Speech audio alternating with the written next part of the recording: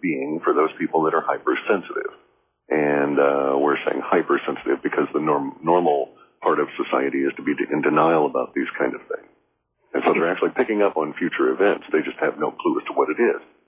Their bodies and everything else trying to internalize it, say, well, am I going to have a wreck or whatever, but it's so far off they can't really envision it. When we look out into model space, George, by the time we get to 2012, 2013, your odds of being around are only something like, I don't know, what do you... No, you're getting back into chance again. Yeah, any given individual's destiny is their own. Okay. So you can never say that, but all we can say is that there's a lot of language that would suggest that a lot of people are going to suffer untimely, what we would call untimely demises. Large numbers. Correct, millions. Mostly due to extra system events, everything from the collapse of the dollar affecting the healthcare industry, climate change is a huge motivator of all of this. Some pandemic, by any chance? Correct, because as the healthcare system breaks down with the dollar not being able to afford that particular bubble of the past few years, you get more disease, you get disease spreading. Plus, we also have these unknown energies from space. The Earth is being bombarded with GRBs constantly, which are not constantly, but at a rate that is seemingly unprecedented in the past few years. You do know the globalists wouldn't mind seeing a few million people die off. I'm aware of that.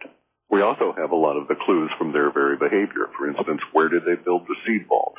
400 feet up. They usually use a 50% risk factor, so we can assume that they're planning for a 200-foot rise in sea level over the period of time that it will take to fill that, which is estimated to be 20 years. That's a good point. And you saw some of the alphabet guys are moving to Denver. Yep. Well, they're already Denver. Denver's got a weird airport, by the way. I love that city. I've seen that. Rather strange kind of message thing there, wouldn't you think? It sure does. Just a few more moments to go before we hit the top of the hour, then we'll come back with phone calls with you two. George, you first, urbansurvival.com. What's there? Well, pretty much a daily, Monday through Saturday, cynical or skeptical look at the day's events with an orientation toward how it all fits into what Clif projects in his report. And Clif, half past human? We project for a whole lot of money, because most people should not throw their money at us. We don't want it. If this is not pocket lint to you, don't come and subscribe to us. But we put out the reports of the interpretation of the data elements that are coming in. We do this about 6 times a year in what we call a run. We're in one now called 1308, which is focused on the 13th lunar month of the year 2008, which actually makes it January 2009. You think you could get our political leaders to subscribe? That would be the hijacking of the future thing, and I would shut it down at that point. You would? Sure. That's that. You cross that moral boundary. Yeah, but the karmic load is not anything I want to carry into the next one. Maybe they could learn something and fix it. It's not my job to educate. And they don't have a history of wanting to share learning. They're on a power trip. The power path, we call it. And once you're on that power path, dealing with those individuals, they say, oh, yeah, you can always tell truth to power and get them to change and so on. And I'm not necessarily sure that that's true. And besides which, I'm certain that that's not my role on this planet. Sounds like, Clif, if you went back into time, you would not alter it. Oh, certainly not. That's not my point. The universe does as it chooses. Who am I to, try and enforce my will on universe? The best I can do is to follow the second foundation, and those in the know will understand what I'm saying. To follow the second foundation precept of ahimsa, or non-intervention, non-violence. Let it happen as it should happen. It goes back to there's a saying in virtually all languages from all people that basically is encompassed nicely in what the Mongolians say. And they say that if you're not riding out to meet your destiny, you're going to be stampeded by fate.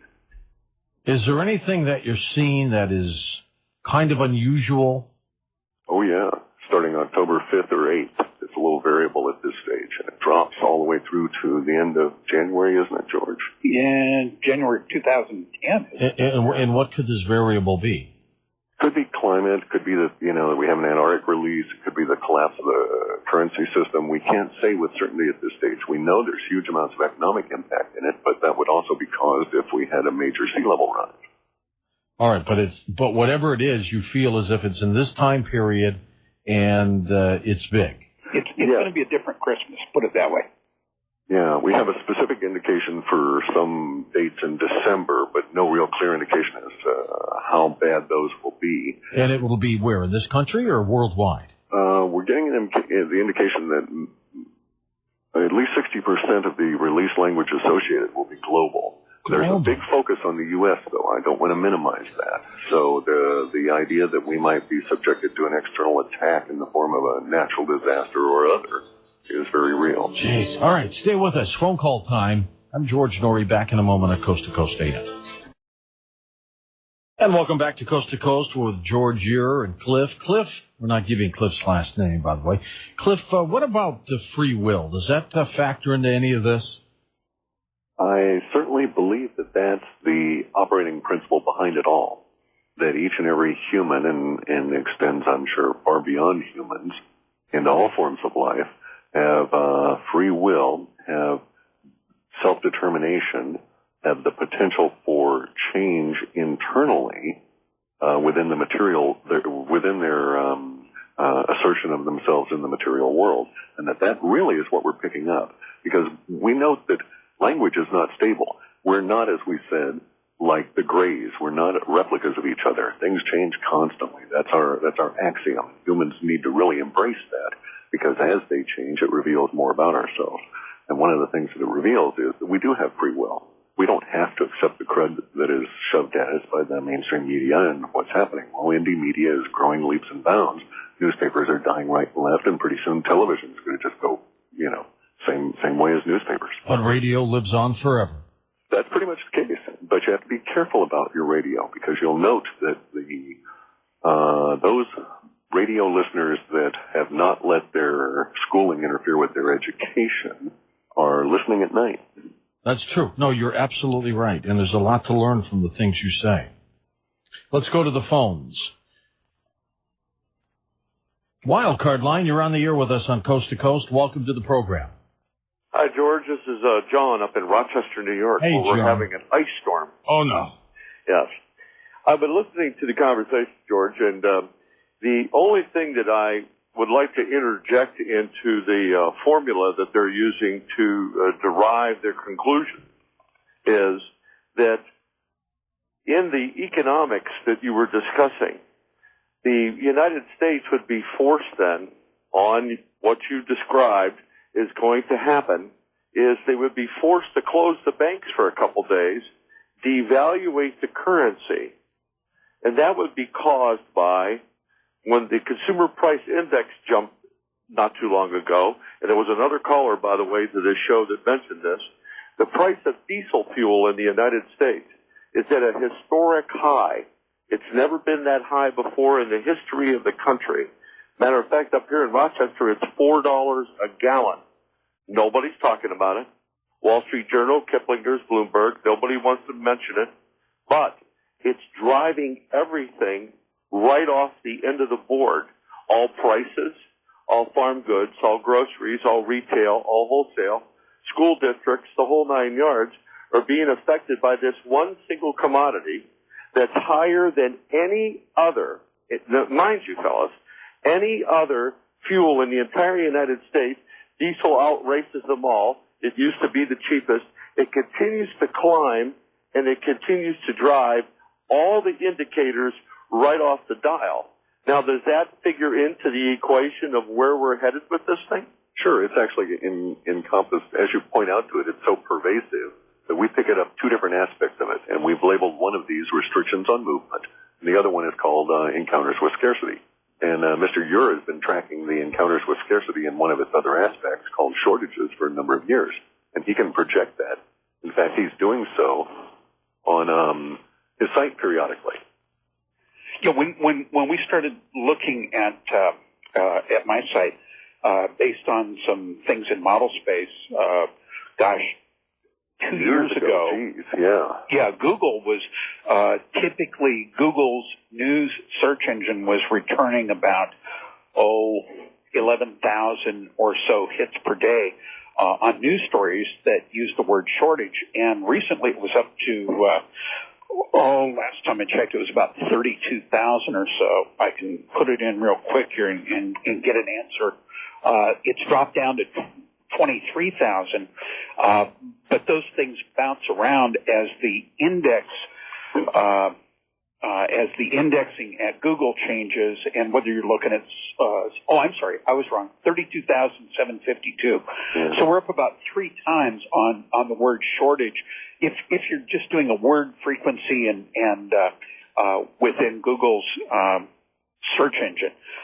But what we're we not, do with our software is a little bit more sophisticated, so we're actually making projections off of the words that are associated with shortage and then the other words that they bring in. So you're quite correct. This is a shock, and is going to be a shock to the economic well-being of the vast majority of people on the planet. And those people at the top of the heap, but with the least amount of support, which is to say the American population, because we don't manufacture much anymore, are going to be hit the hardest. It's going to be a wake-up call like no other. It is staggering. It gets to the point where anybody who's got a garden and then space for something else should tear out that something else and put in a charity garden. It's going to get that bad. Do you pick up anything about the whereabouts of Osama bin Laden with any of these movies? We don't do that. Again, it's too hot. Okay. We do get all kinds of stuff about terrorism, but mainly, of course, because of the nature of language itself, it all points back to the powers that be engineering it all. All right, next up, let's go to west of the Rockies. You're on Coast to Coast with us. Hi there. Hi, George. Yeah, welcome to the show. I'm a first-time caller. How's it going? It's going great, thanks. Okay, well, it's good to speak with all of you, and it's been great listening to you. Clif, I did want to ask you if you were familiar with a novel by the name of Poker Without Cards. That would be my first question. You have to answer now. No, I'm not. Question, okay. And my second question, I hope I described this right quick enough, but you seem to look at the meme system from an outsider's perspective. Now, I have an idea of invading this meme system, of taking advantage of it. The memes that you describe are the cancerous memes. They're the bad memes. What if one were to approach it trying to cure the virus memes? Now, I'll end there. I appreciate talking to all of you. You all have a good night. Bye-bye. Well, sir, if someone were to try and do that, more power to them. I would caution the potential for mistakes and the accrual of bad karma. But other than that, as I say, more power to you. That's not my particular role. We're just sort of like pathfinders, discoverers. It's up to others to build technologies to adapt to this. But of course, bear in mind here, you're talking about altering the collective destiny of large numbers of people, and in a karmically based system, you will accrue some level of karma to you for that action. Next up, first-time caller line. It's your turn. Hi there. Hello. Hello, this is Fred. Hey, Fred. Thanks for calling. Go ahead. I was calling to see what type of, when you guys are running your program, do you see any cycles or trends that are reoccurring? And if so, is there anything directed as far as cycle and trends towards the United States? I'm sorry, what was the last there? Towards? Is there any cycles or trends that are directed toward the United States? There's a number of them, and as we said, we've got a couple of them trend lines here that are showing up, one in the spring